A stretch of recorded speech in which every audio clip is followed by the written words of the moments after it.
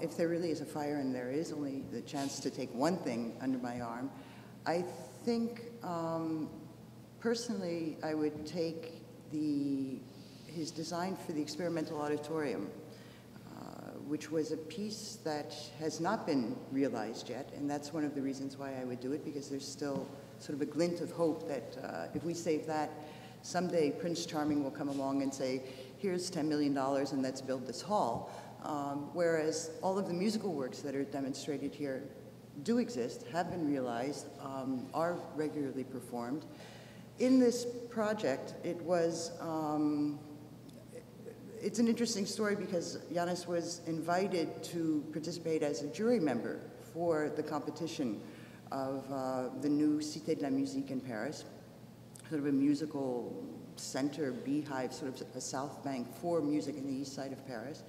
And his answer to the invitation to sit on the jury said, I won't sit on the jury, but I will submit a project myself.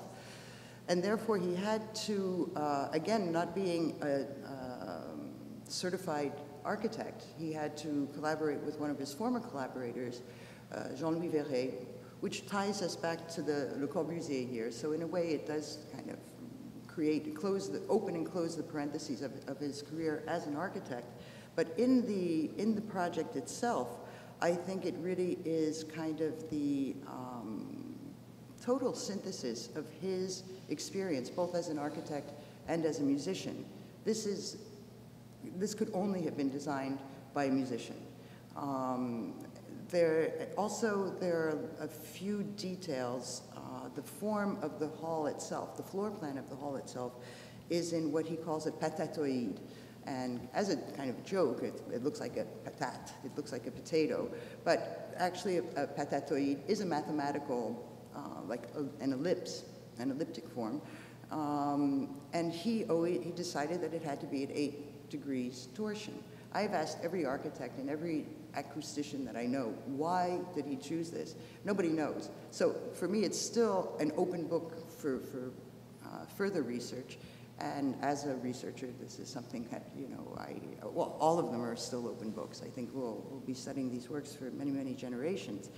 Also, I just think it's, he again used this signature hyperbolic paraboloid form as the shell of the thing. So it's kind of a signature piece for me. The fact that he did not win the competition for basically political reasons, but also some of the excuse was that it was financially unfeasible, but Iannis argued that it's not, you can't call it unfeasible because there are things we don't know. So let's price it out before we say it's unfeasible. It was more of a political choice, I think, because of the actual jury members. And what the result was that Iannis no longer designed anything for any sort of official commission afterwards. It kind of turned him off on that.